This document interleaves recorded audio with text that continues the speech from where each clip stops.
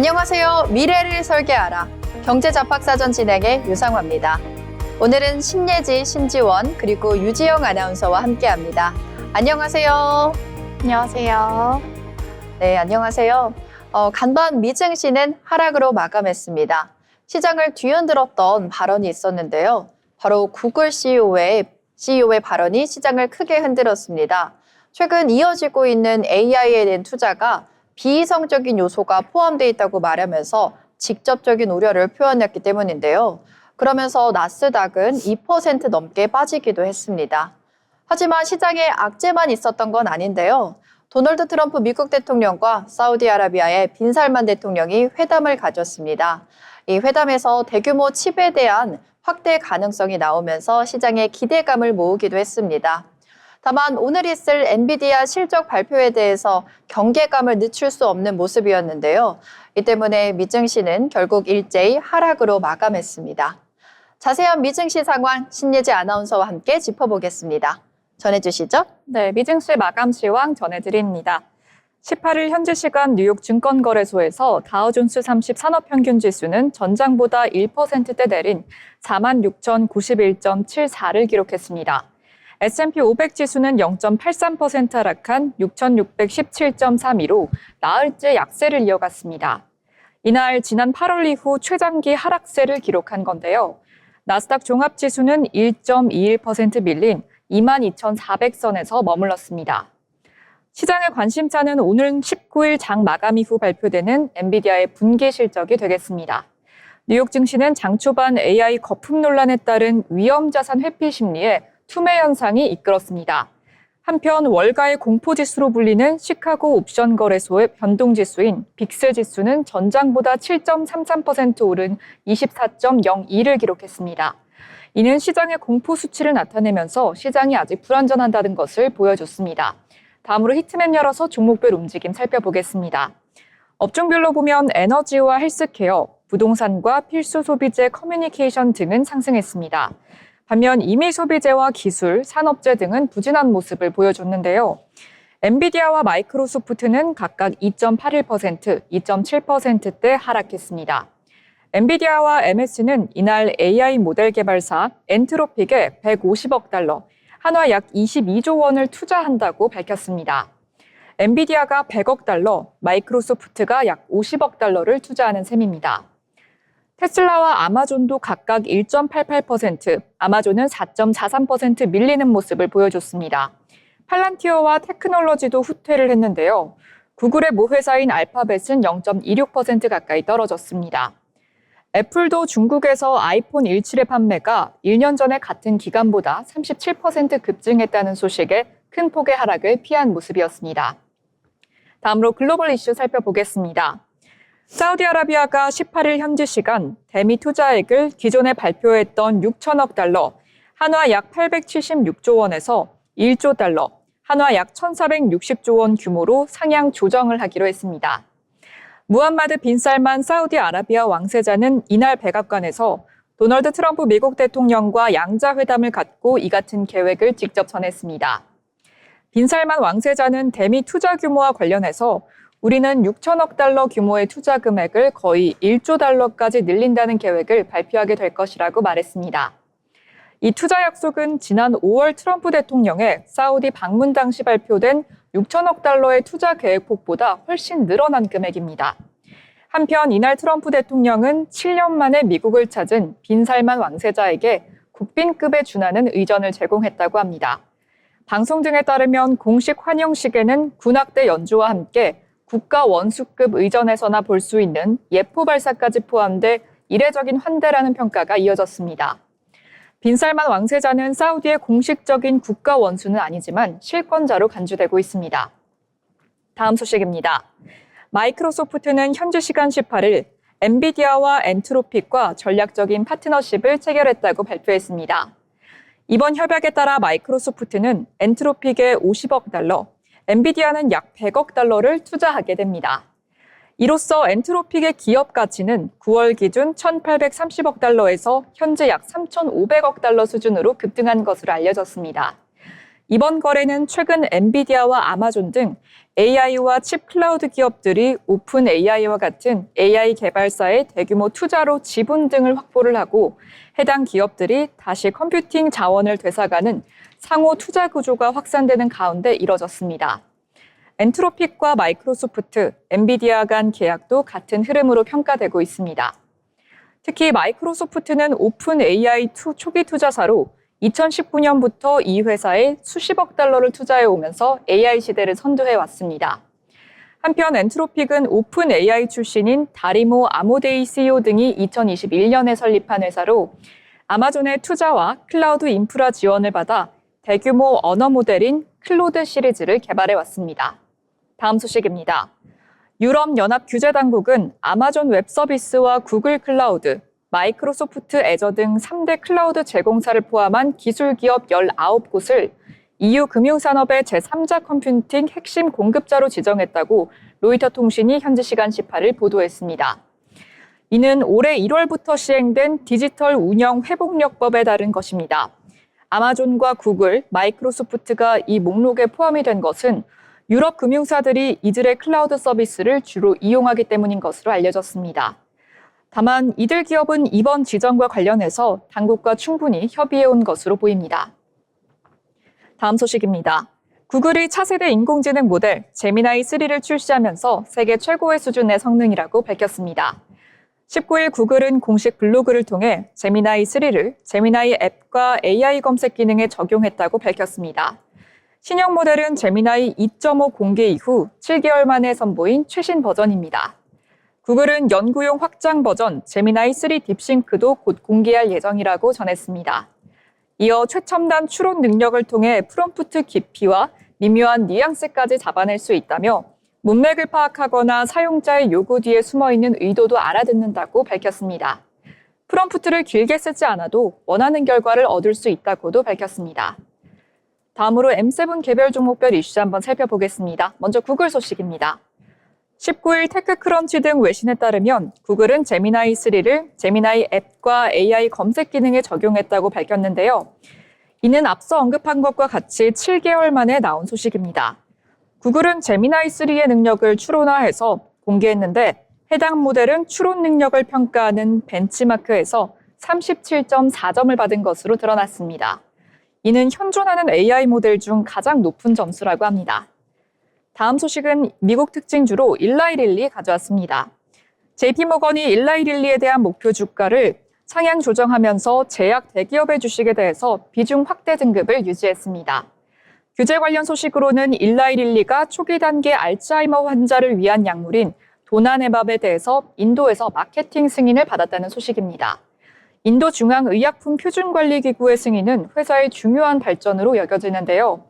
최근 소식으로는 일라이릴리가 3분기에 매출 176억 달러를 기록하면서 전년 동기 대비 54% 증가하는 수치를 보여줬습니다. 이는 예상치인 160억 달러를 뛰어넘는 수치라고 합니다. 다음 특징주 엑슨모빌입니다. 유가 반등 속 엑슨모빌과 쉐브론, 옥시덴탈, 페트롤리움 등 에너지 업체들이 상승하는 흐름을 보였습니다. 록히드 마틴은 사우디아라비아와의 F-35 전투기 모매 구매 텀 및 독일 DLP 센서와의 평화 소식 등에 소폭 상승했습니다.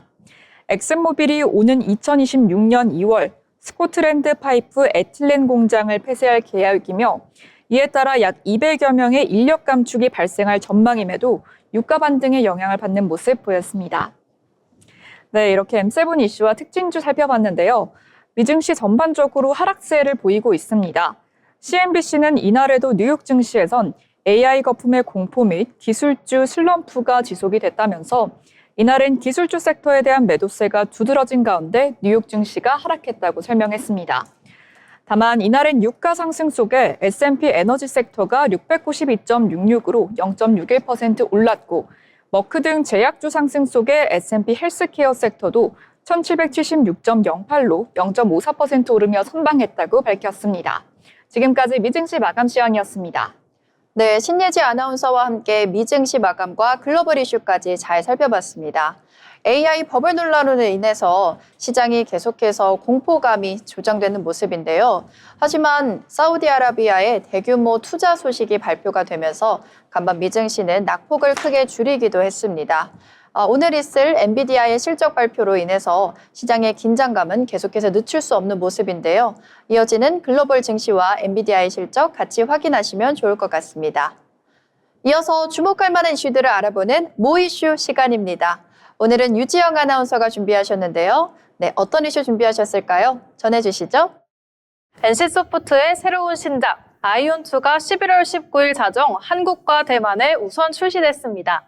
아이온2는 지난 2018년 개발을 시작해 올해 개발 8년 차를 맞은 NC소프트의 역작인데요. 출시 전부터 사전 서버 및 캐릭터명 선전 등을 통해 높은 관심을 입증한 만큼 흥행 성과가 주목됩니다. 아이온2는 2008년 출시된 PC, MMO, RPG 아이온 영혼의 탑의 후속작으로 원작을 계승하면서도 진일보한 게임성과 세계관을 담았습니다. 원작의 상징적 아이덴티티였던 천족과 마족의 영원한 대립과 8개의 고유 클래스를 이었습니다. 또한 얼리얼 엔진 5 기반의 고품질 그래픽, 원작 대비 36배 넓어진 오픈월드, 후판정 기반 호쾌한 수동 전투, 방대한 PV 콘텐츠, 그리고 200가지가 넘는 세밀한 캐릭터 커스터마이징을 지원합니다. 특히 아이온2의 전투가 주목받고 있습니다. 이용자는 총 12종의 스킬을 활용해 적과 입체적인 전투를 벌일 수 있는데요. 수동 조작과 후판정 전투 시스템으로 전략성을 끌어올린 것입니다. 쉴 틈 없는 무빙샷은 공격 템포가 살아나 몰입감을 높였습니다. 또한 백승욱 아이온2 총괄 프로듀서는 아이온2는 눈에 보이는 모든 곳을 걷고 날고 헤엄치며 끝없이 탐험할 수 있다며 원작이 꿈꾸던 모든 이상을 담은 완전한 세계라고 말했습니다. 이어서 NC소프트는 또 올해 국내 최대 게임 전시회인 G스타에서 메인 스폰서로 참가해 아이온2를 알렸습니다. 저도 그 현장에 직접 참여를 해봤는데요. 정말 열기가 뜨거웠습니다. 최대 규모인 100석의 시연 환경을 조성했지만 입장과 동시에 관람객이 몰리며 평균 4시간 이상 기다려야 할 정도로 정말 긴 대기줄이 마련되었는데요. 시연 버전을 체험한 이용자들의 평가 역시 긍정적이었습니다. 이렇게 NC소프트는 신작 발표, 및 시연 등의 화제성으로 G스타 2025 중심을 잡아주었습니다. 게임 산업 내에서뿐 아니라 증권가에서도 아이온2의 기대감을 드러냈습니다. 김진구 키움증권 연구원은 출시 전 목표 주가 43만 원을 제시하며 아이온2는 PC 퍼스트 전략하에 모바일은 서브로 워킹하는 점을 확인했고 이에 모바일 플랫폼에서 매출 순위에 집착할 필요가 없으며 퍼플 기반 자체의 결제 비중이 상당할 것으로 판단한다고 분석했습니다. 또한 DS투자증권은 2026년 아이온2 매출을 4,206억 원으로 추정하며 마진이 2%포인트 개선될 것으로 내다봤습니다. 원작의 이상을 완성하겠다는 목표로 오랜 시간 다듬어온 아이온2. 출시 첫날 접속 불안을 보였지만 사전 다운로드 1위 기록 등 초기 지표는 여전히 견조합니다. 초반 시험 때는 이용자가 몰리는 퇴근 시간과 그리고 주말인 만큼 단기간에 증가한 트래픽을 안정적으로 관리할 수 있는지, 또 게임 내 변화가 실제 이용자 경험에서 어떤 평가를 받을지가 향후 흐름을 가를 전망입니다. 지금까지 모이씨였습니다. 네, 유지영 아나운서와 함께 NC소프트의 신작 아이온2에 대해서 알아봤습니다. 오늘 NC소프트는 신작 발표 소식에도 불구하고 주가 흐름은 약간 아쉬운 장세를 보이고 있는데요. 다만 유저들의 평가에서는 긍정적인 평가가 이어지고 있습니다. 스타일리시하고 유쾌한 전투를 펼칠 수 있어서 재밌다는 평가가 나오고 있는데요. 앞으로 아이온2에 대한 행보를 지켜봐야 하겠습니다. 이어서 오늘 나온 뉴스들 중에서 핵심만 짚어서 전해드리는 뉴스 브리핑 시간입니다. 먼저 신예지 아나운서가 준비했습니다. 전해주시죠. 네, 오늘장 경제 이슈 전달해드리는 뉴스 브리핑 시간입니다. 신한투자증권이 코스피의 기술적 과열을 해소 중이라면서 3,700 중반이 분기점이라고 설명했습니다. 신한투자증권은 19일 최근의 코스피 조정은 펀더멘털 악화보다는 기술적 과열을 해소하는 성격이 강하다며 과열 완화 구간은 3,700대 중반이라고 분석했습니다. 최근 일주일간 시간은 전고점을 회복하지 못했고 지난 5일 장중 저점을 단번에 하향 이탈하지도 않으면서 방향성이 모호한 박스권에 머무르는 상태라는 게 연구원의 분석입니다. 연구원은 강도 높은 가격 조정 가능성은 여전히 열려 있다고 봤습니다. 다만 이번 조정의 배경은 펀더멘털 악화보다는 기술적 과열 해소 성격이 강하다고 분석했습니다. 연구원에 따르면 높은 기술주 밸류에이션과 미국 연방준비제도 정책 기대의 조정, 인공지능 도입 확대로 인한 노동 수요 둔화와 소비 심리 약화를 꼽았습니다. 다시 말하면 3,700대 중반이 과열 완화와 기술적 정상화가 동시에 이뤄지는 분기점이라는 분석입니다. 연구원에 따르면 현재 중기 추세를 신뢰할 수 있다면 3,700대 중반인 해당 구간 이하로 들어가면 기술적 과열은 상당 부분 완화됐음을 의미한다며 올해 4분기 실적을 변곡점으로 그전까지 조정 양상을 보일 수 있다고 예고했습니다. 다음 소식 중국 관련 이슈입니다. 류진숭 중국 외교부 아시아국장이 중국을 방문한 일본 외무성의 가나이 마사아키 아시아대양주 국장과의 회담에서 다카이치 사나이 일본 총리의 대만 유사시 개입 발언에 대해서 즉각 철회해야 한다고 말했습니다. 18일 마오닝 중국 외교부 대변인은 정례 브리핑에서 양측 인사가 이날 베이징에서 회담을 진행했다면서 유 국장이 가나이 국장에게 다카이치 총리의 부적절한 발언과 관련해 재차 엄정하게 항의했다며 이같이 밝혔습니다. 앞서 다카이치 총리는 지난 7일 현직 일본 총리로는 처음으로 대만 유사시가 일본의 집단 자위권을 행사할 수 있는 존립 위기 사태에 해당할 수 있다고 언급했습니다. 이에 중국 외교부는 가나스기 겐지 주중 일본 대사를 늦은 시간에 초치해 공식 항의했고 이튿날 자국민에게 일본 방문 자제를 권고하는 등 본격적인 제재에 돌입했습니다. 지금까지 뉴스 브리핑 전해드렸습니다. 네, 신예지 아나운서가 국내 증시에 대한 분석과 중국과 일본에 대한 이슈 전해주셨고요. 다음은 신지원 아나운서가 이어가겠습니다. 전해주시죠. 네, 이어서 전해드리겠습니다. 대한민국 정부가 미국계 사모펀드 론스타와 국제소송에서 마침내 최종 승소했습니다. 론스타가 국제중재를 제기한 지 13년 만의 일이며 특히 지난 2022년에 내려졌던 4천억 원대 배상 판정이 완벽하게 뒤집힌 사건입니다. 이번 분쟁의 시작점부터 핵심 경과를 시간 순서부터 짚어보도록 하겠습니다. 2003년 론스타는 외환은행의 지분 51.02%를 1조 3,834억 원에 인수했습니다. 하지만 곧이어 자격이 없는 론스타가 은행을 인수했다는 논란이 커지면서 검찰 수사와 재판이 진행됐습니다. 2007년으로 넘어와 론스타는 외환은행을 홍콩 상하이은행에 5조 9천억 원대에 매각하는 계약을 체결했습니다. 하지만 한국 정부가 법원 판결이 나오지 않았다는 이유로 매각을 승인하지 않았고 결국 외환은행은 하나금융지주에 3조 9천억 원대에 팔리게 되었습니다. 이 과정에서 론스타는 한국 정부의 승인 지연으로 5조 9천억 원대 매각에 실패해 손해를 봤다고 주장했습니다. 그리고 2012년 11월 국제투자분쟁해결기구에 우리 정부를 상대로 46억 달러의 손해배상을 청구하며 국제소송이 시작됐습니다. 2022년 8월 중재판정부는 한국 정부가 론스타의 청구 금액 4.6%에 해당하는 2억 1,650만 달러를 지급하라는 판정을 내렸습니다. 이자까지 합쳐 약 4천억 원에 달하는 금액이었는데요. 하지만 이듬해 양측이 모두 불복했고 2년의 숙고 끝에 취소위원회는 결국 우리 정부의 손에 들어줬습니다. 기존의 배상 판정을 취소했을 뿐만 아니라 소송 비용 약 73억 원까지 론스타 측이 내라고 결정하며 우리 정부의 완벽한 승리로 마무리되었습니다. 이번 최종 승수로 약 4천억 원의 국민 세금 지출 위기를 완전히 막아냈습니다. 자, 다음 소식 전해드립니다. 다음은 글로벌 증시의 최대 화두인 AI 버블 논란과 관련해 이창용 한국은행 총재가 영국 BBC 방송과의 인터뷰에서 밝힌 진단을 자세히 밝혀보도록 하겠습니다. 최근 글로벌 빅테크 기업들의 주가 조정으로 AI 거품 붕괴론이 나오는 상황이죠.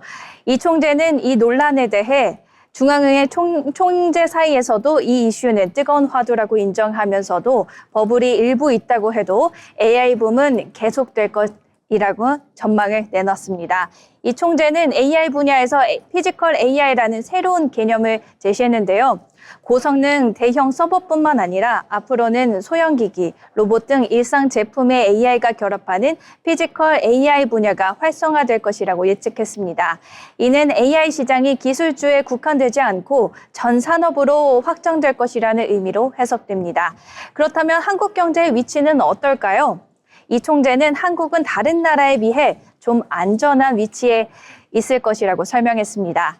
그 근거로는 기존의 반도체 칩에 대한 막대한 수요가 발생하고 있고 우리의 AI 산업은 소프트웨어는 물론 하드웨어에서도 매우 강하다는 점을 강조했습니다. 즉 AI 생태계의 핵심 하드웨어 강국으로서의 입지가 한국 경제를 지탱하고 있다는 뜻입니다. 이 외에도 대미 무역 환경에 대한 진단도 나왔습니다. 이 총재는 한미 무역 협정 체결로 대미 관세 환경의 불확실성이 크게 줄었다고 평가했습니다.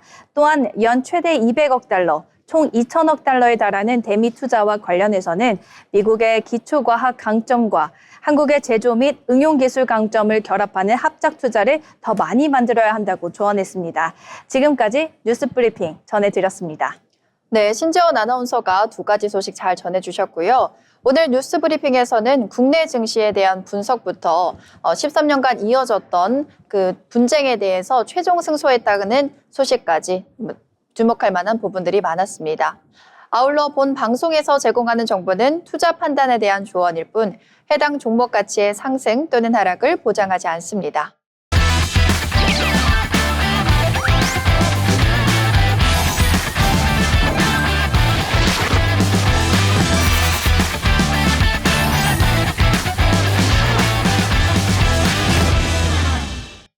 이번 시간은 투자의 고수가 되고 싶은 아나운서들이 경제 그리고 주식 이야기 나눠보는 시간입니다.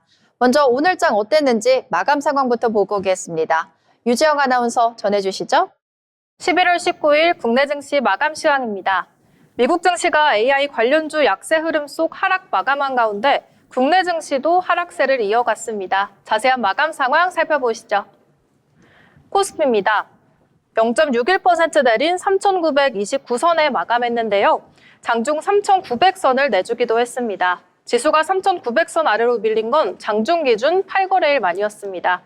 수급 보시면 개인이 4,491억 원, 기관이 6,255억 원 순매수한 반면 외국인이 1조 496억 원 매도하며 지수 하락 이끌었습니다.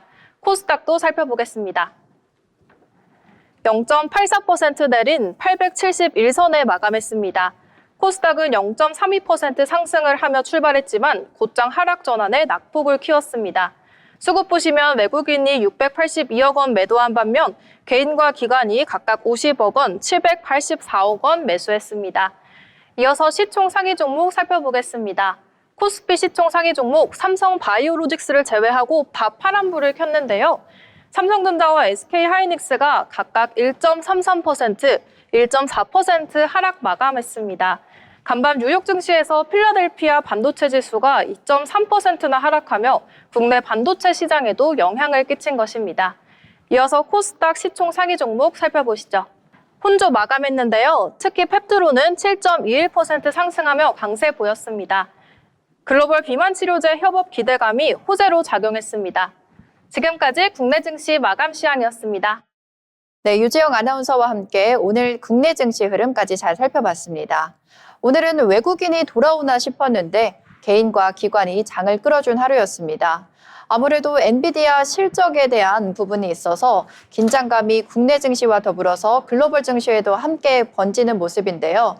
이런 부분 잘 참고하셔서 투자 판단에 참고하시면 좋을 것 같습니다. 자, 이렇게 국내 증시 흐름까지 알아봤으니 오늘 장에서 주목받았던 특징주를 알아볼 차례입니다. 먼저 신예지 아나운서와 함께 알아보겠습니다. 어떤 특징주 가져오셨나요? 네, 오늘의 특징주 전해드립니다. 이번 특징주는 중일 갈등의 반사 이익을 받는 관광 관련 여행주입니다. 바로 신세계인데요. 신세계 주가가 상승세를 보였습니다. 19일 오전 10시 58분 기준 전거래일 대비 1.8% 오른 22만 6천 원에 거래되는 모습 보였습니다. 이는 중국과 일본 간 갈등이 격화하는 가운데 중국인 관광객의 방한 기대감이 커지면서 신세계 주가가 상승한 것으로 보입니다. 백화점 종목의 강세는 다카이치 사나의 일본 총리의 유사시 대만 개입 발언 이후 중일 갈등이 악화일로를 걷는 데 따른 것으로 풀이됩니다. 중국 당국의 일본 여행 자제 권고, 이른바 한일령에 중국인 관광객의 발길이 한국으로 향하면서 국내 백화점 쇼핑 기대감이 커진 영향입니다. 실제로 중국의 관영 매체 글로벌 타임스에 따르면 온라인 여행 플랫폼 추날은 지난 주말인 15일에서 16일 해외 항공편 예약량 기준으로 한국이 1위에 올랐다고 밝혔습니다. 항공편 검색량 기준으로도 한국이 1등이었습니다. KB증권 연구원은 중국의 한일령 이후 가장 큰 수혜를 입는 국가는 한국이 될 것으로 보인다며 한국 정부가 지난 9월 말부터 중국인 단체 관광객에게 무비자 입국을 허용한 데 이어 원화 약세 및 중국의 한일령 선포가 겹치면서 한국 관광이 상대적으로 수혜를 입을 것이라고 밝혔습니다. 중일 갈등의 반사 이익을 받는 신세계의 차트 한번 살펴보겠습니다. 오늘 신세계는 22만 2천 원의 시가로 출발했습니다. 장중한 때 4%의 상승률 보이며 22만 3,500원을 찍기도 했는데요. 종가는 0.22% 상승분 반납했지만 양봉으로 마무리하면서 22만 5천 원으로 형성이 되었습니다. 지난 화요일에 최저가인 18만 5천 원을 찍고 꾸준히 성장을 해와서 오늘 최고가인 22만 3,500원 선에서 마무리했습니다. 네, 신예지 아나운서가 지금의 첫 특징주 전해주셨고요. 중국의 한일령으로 인해서 반사 이익을 우리나라가 얻고 있습니다. 그러한 기대감 힘입어서 여행주, 오늘은 신세계에 대해서 같이 전해주셨는데요. 다음 특징주는 저와 함께 보겠습니다. 다음 특징주는 엔젤 로보틱스입니다. 그동안 3일 동안 하락세를 기록을 했는데요. 오늘은 하락세를 딛고 반등에 성공을 했습니다. 오늘 장 초반부터 10% 이상 오르면서 주가가 강한 흐름을 보였는데요.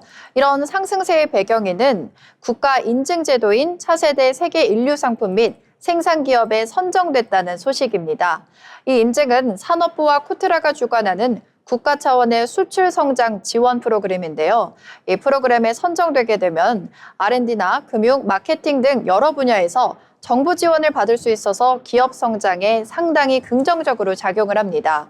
엔젤 로보틱스는 로봇 보조 정형용 운동장치 분야에서 차세대 세계 인류 상품에 이름을 올렸습니다. 이메의 대표 제품인 엔젤렉스 M22, 재활과 근육 재건에 쓰이는 웨어러블 로봇인데요. 국내외 병원에서 이미 효과가 검증된 만큼 글로벌 확장 기대감도 함께 반영된 것으로 보입니다. 이러한 기대감에 힘입어서 오늘 주가는 8.14% 상승하면서 27,900원에 마감했습니다. 네, 이어서 다음 특징주는 신지원 아나운서가 전해주겠습니다. 네, 다음은 오늘 시장에서 강력한 상승세를 보여주고 있는 특징주 SPG 소식입니다. 정밀 제어용 모터와 감속기 전문 제조업체인 SPG가 오늘 20%대 강세를 기록하면서 52주 신고가를 새로 썼습니다. 이처럼 주가를 강하게 밀어올린 호재는 바로 LG 사이언스 파크와의 로봇용 액추에이터 분야 협력 소식인데요. SPG는 로봇 관절의 핵심 부품인 감속기 기술을 보유한 전문 기업인데요. LG 사이언스 파크는 LG그룹의 연구개발 조직이죠. SPG는 자사의 뛰어난 감속기 기술 역량을 LG의 로봇 모션 수요와 연계해서 액추에이터 협력을 도모하고 나아가 사업화까지 추진한다는 계획입니다. 양사는 액추에이터 기술 교류와 공동 R&D를 기반으로 협력하게 되며 향후 개별 계약을 통해 단계적으로 사업을 구체화할 계획입니다. SPG 여영길 대표는 LG 사이언스 파크와의 협력을 통해 공동 R&D의 사업화 기회를 확대하고 다양한 로봇 애플리케이션에서 고성능 제품 포트폴리오를 강화하겠다고 밝혔습니다. 로봇 핵심 부품 기술력을 가진 SPG와 대기업 LG의 R&D 조직과의 협력 소식에 투자자들의 관심이 집중되며 오늘 SPG 주가가 크게 탄력을 받았는데요. 자, 차트를 보시면요. 오늘 시가 31,000원으로 출발했는데요. 종가는 22.95% 상승한 38,300원으로 마감했습니다. 네, LG와의 MOU 소식이 전해지면서 SPG 주가가 오늘 상승세를 보였습니다. 이어서 다음 특징주는 신예지 아나운서가 준비했습니다. 네, 이번 특징주는 신작 이슈가 있었던 아이온2입니다. NC소프트 주가가 신작 아이온2 정식 출시에도 19일 장 초반 13% 가까이 급락하는 모습을 보여줬습니다.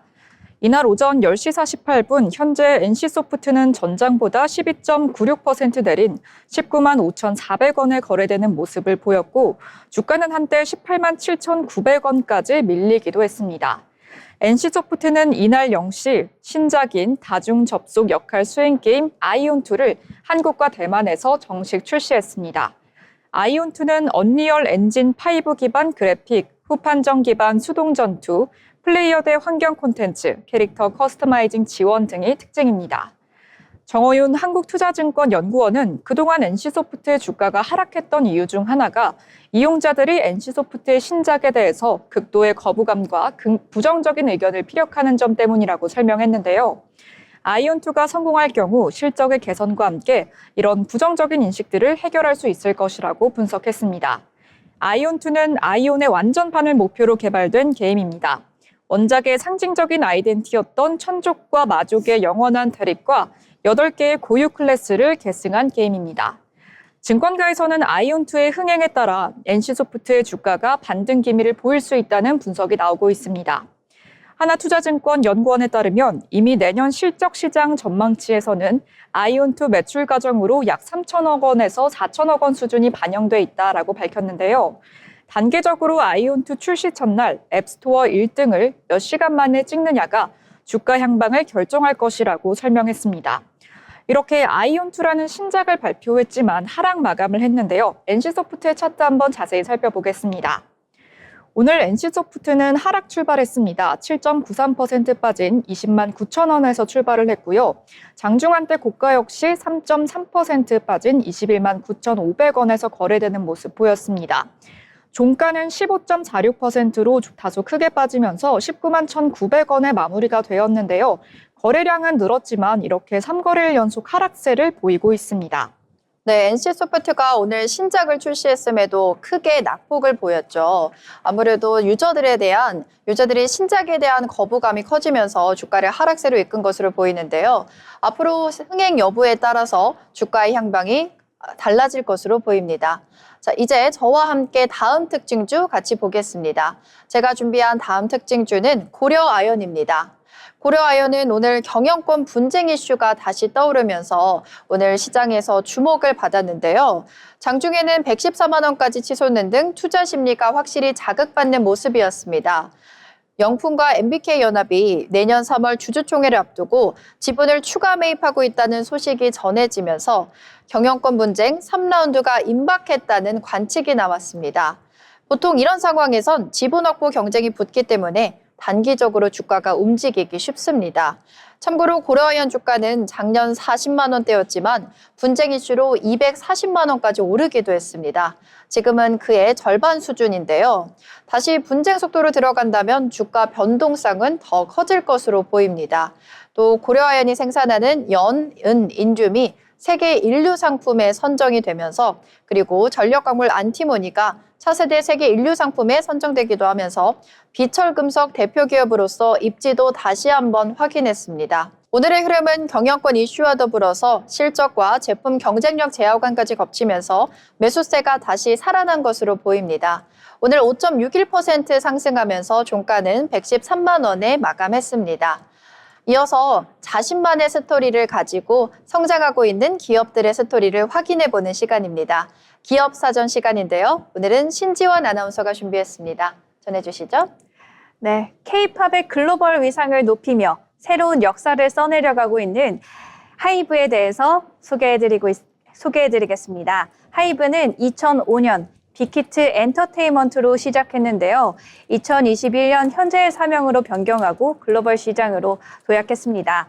방탄소년단 성공을 발판 삼아서 단순한 기획사를 넘어 음악 산업의 혁신을 주도하고 있습니다. 하이브는 여러 레이블이 독립적으로 운영되는 멀티 레이블 체제와 팬과 직접 소통하는 팬덤 플랫폼 위버스를 핵심으로 하는 독특한 사업 구조를 가지고 있습니다. 하이브가 최근 공시한 2025년 3분기 실적은 매출 사상 최고치와 영업 손실이라는 두 얼굴을 보여주었습니다. 연결 기준 3분기 매출액은 7,272억 원으로 전년 동기 대비 37.8% 늘어났습니다. 이는 지금까지의 분기 최고 매출 기록마저 뛰어넘은 수치입니다. 하지만 3분기 영업이익은 422억 원을 손실을 기록하면서 적자 전환했습니다. 매출은 늘었지만 영업이익이 하락한 배경으로는 글로벌 아티스트 IP 확대를 위한 선제적인 투자와 북미 사업 구조 개편에 따른 일회성 비용 지출이 하락 요인으로 꼽힙니다. 매출을 세부적으로 살펴보면요.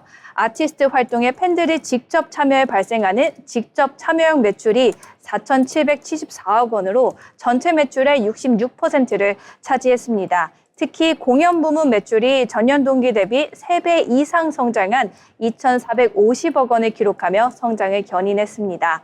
방탄소년단 진의 글로벌 솔로 투어를 비롯해 투모로우 바이투게더, 엔하이픈 등 다수의 아티스트 월드 투어가 전 세계 팬들에게 큰 사랑을 받은 덕분인데요. 다만 아티스트 컴백이 비교적 적었기 때문에 음반 매출은 11.5% 감소한 1,898억 원에 그쳤습니다. 한편 아티스트 IP를 활용하는 간접 참여형 매출 역시 성장을 이어갔습니다. 3분기 간접 참여형 매출은 전년 동기 대비 21.9% 증가한 2,498억 원을 기록했습니다. 이 가운데 가장 비중이 큰 MD 및 라이선싱 부문 매출은 1,683억 원으로 70% 가까이 급증했습니다. 이는 활발한 투어 활동에 따른 응원봉 판매와 IP 기반 캐릭터 상품 판매 증가 덕분인데요. 플랫폼 위버스를 통한 팬덤과의 긴밀한 소통이 또 매출 상승에 기반이 된 것으로 보여줍니다. 자, 단기적인 적자에도 불구하고 하이브 경영진은 중장기적인 성장에 대한 확신을 내비쳤습니다. 이경준 CFO는 다수의 팀이 데뷔하는 과정에서 단기적인 수익성 저하가 있었지만 장기적으로는 글로벌 팬덤 확장과 수익 기반 안정화를 통해 하이브의 성장 구조가 강화될 것이라고 설명했습니다. 이재상 대표 역시 수익성 부담 요인들이 2025년 4분기를 시점으로 대부분 해소될 것으로 전망된다며 내년부터는 방탄소년단 활동 재개와 K-팝 아티스트 성장 가속화, 위버스의 안정적인 흑자 유지를 핵심 축으로 본격적인 수익성 회복 국면에 직면할 것이라고 강조했습니다. 매출은 최고치를 찍고 미래를 위한 투자를 일시적인 적자로 감수한 하이브의 다음 행보에 시장의 관심이 모아집니다. 지금까지 기업사전 전해드렸습니다. 네, 신지원 아나운서와 함께 하이브에 대해서 알아봤습니다. 이어서 어려운 리포트를 쉽게 풀어드리는 투자 브리핑 시간입니다. 신예지 아나운서가 준비했습니다. 전해주시죠. 네, 시장 흐름과 산업을 분석하는 투자 리포트 시간입니다. 오늘 리포트 브리핑에서는 하나투자증권, NH투자증권, 삼성증권의 분석 리포트를 바탕으로 각기 다른 산업군에서 주목할 만한 3가지 종목을 전해드리겠습니다. 바로 세아제강, 하나금융지주, 그리고 LG전자인데요. 지금부터 하나씩 살펴보겠습니다. 먼저 소개해드릴 종목 세아제강입니다. 탄소강 강관 전문 제조사로 북미 OCTG 시장에서 강한 입지를 가진 기업인데요. OCTG라 함은 석유 및 가스 시추 생산에 사용되는 파이프를 만드는 시장이라고 합니다. 이번 하나투자증권의 리포트에 따르면 3분기 실적이 예상보다 큰 폭으로 하회를 하게 되면서 일시적인 충격이 발생한 상황이라고 합니다. 3분기 매출액은 4,488억 원, 영업이익은 371억 원으로 전년비 각각 15%와 66%대 감소를 했는데요. 이는 미국 상무부가 자회사인 세아스틸 USA에 33.2%나 되는 고율 반덤핑 관세를 부과를 하게 되면서 미국향 수출이 급감한 영향이 컸습니다. 하지만 하나투자증권은 이 상황을 단기적인 쇼크로 판단하고 있다고 합니다. 왜냐하면 세아제강은 이미 미국 내 현지 생산 법인과 다양한 제품군을 통해서 리스크를 분산해 왔다고 합니다. 향후에는 해상풍력이나 LNG 프로젝트, 그린 에너지용 강관 수요 증가가 중장기 실적 회복을 견인할 것이라는 분석입니다.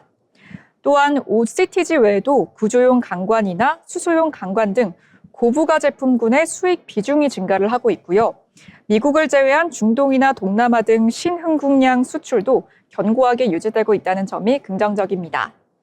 하나투자증권은 당장의 실적 부진은 비이상적인 관세 이슈에 따른 것일 뿐 2025년 하반기 이후 미국향 수출 재개 가능성도 충분히 열려 있기 때문에 좋은 흐름을 이어갈 것이라고 판단하고 있습니다. 따라서 지금은 과도한 주가 하락을 저가 매수 기회로 활용할 수 있다는 조언을 덧붙였습니다. 두 번째 종목은 바로 하나금융지주입니다. NH투자증권은 하나금융에 대해서 지방 부동산 익스포저 축소와 비용 효율화를 중심으로 은행 중심의 견고한 실적을 이어가고 있다라고 분석했습니다. 올해 3분기 누적 순이익은 2조 9,600억 원으로 전년 동기 대비 소폭 감소를 했지만 이는 보수적으로 충당금 적립 규모를 확대했기 때문인데요. 실질적인 영업이익률과 이자 수익률은 양호한 수준을 유지 중이라고 합니다.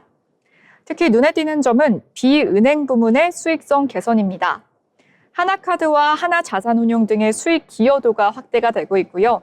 금리 인하 사이클 진입 시 채권 평가 손실 축소와 순이자 마진 개선 효과도 기대되고 있습니다. 또 하나금융은 타 금융지주와 달리 배당 성향이 30% 이상으로 안정적이라고 하는데요.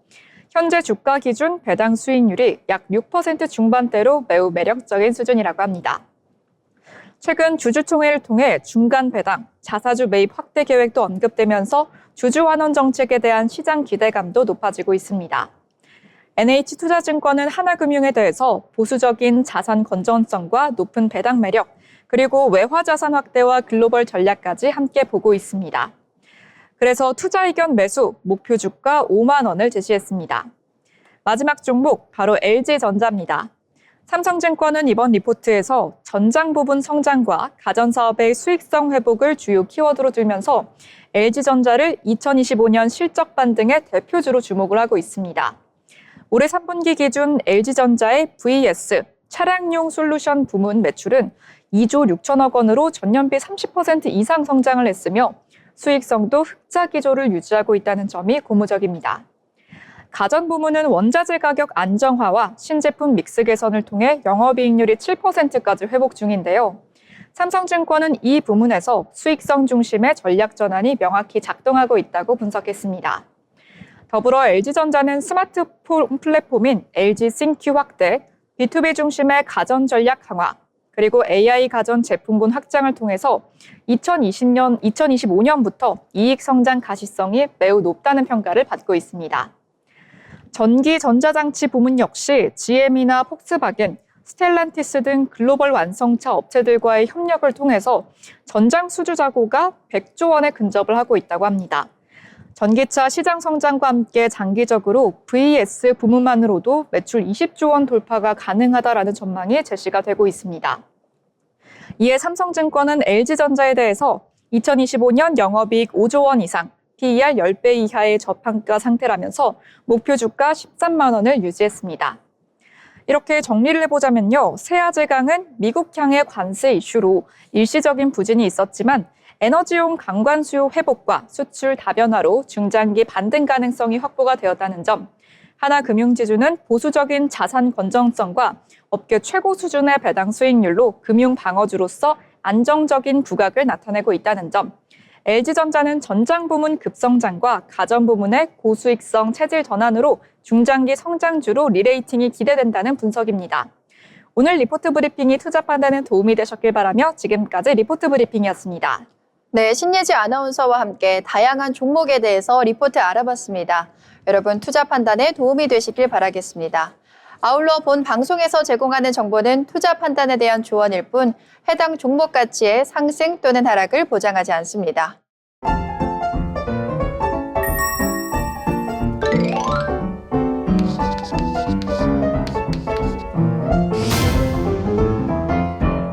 네, 오늘의 마지막 시간이죠. 오늘 미증시부터 국내 증시까지 한 바퀴를 다 돌아보고 왔는데요. 오늘 장을 어떻게 봤는지 한마디로 요약해 보겠습니다. 먼저 신예지 아나운서 오늘 장 어떻게 보셨을까요? 네, 저는 오늘 장을 롤러코스터라고 표현을 하고 싶습니다. 롤러코스터에서 떨어지기 직전처럼 모든 시장이 이 엔비디아의 실적 앞에 주춤하면서 기다리고 있는데요. 이렇게 커지는 AI 거품론 속에서 시장은 엔비디아의 실적 발표만 기다리고 있는 만큼 국내외 미증시 다시 솟구치길 기대해 봅니다. 네, 아무래도 엔비디아 실적 발표가 시장의 주목을 많이 받고 있는 만큼 그와 관련해서 롤러코스터라는 한 줄평을 해주셨고요. 자, 다음은 신지원 아나운서 오늘 장 어떻게 보셨을까요? 네, 요즘 AI 거품론이 많이 이야기가 되고 있는데요. 저는 이런 장에서 투자를 하시는 분들 많이 유의를 하셨으면 좋겠다라는 생각을 합니다. 네, 이럴 때일수록 신중한 접근이 필요하다는 신지원 아나운서의 한 줄평이었고요. 저 또한 엔비디아 실적 발표와 관련해서 꽁꽁 얼어붙은 시장이다라고 표현하고 싶습니다. 오늘 저희가 준비한 소식은 여기까지입니다. 시청해주신 여러분 고맙습니다.